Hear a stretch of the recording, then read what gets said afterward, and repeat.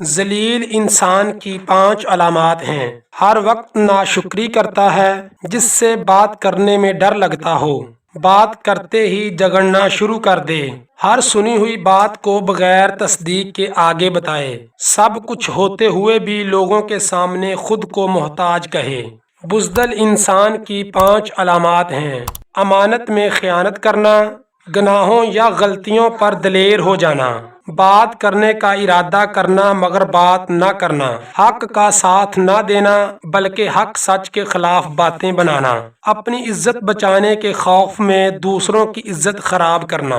بے وفا انسان کی 5 علامات ہیں: مشکل وقت میں تانے دینا، ہر بات میں جھوٹا ثابت کرنا،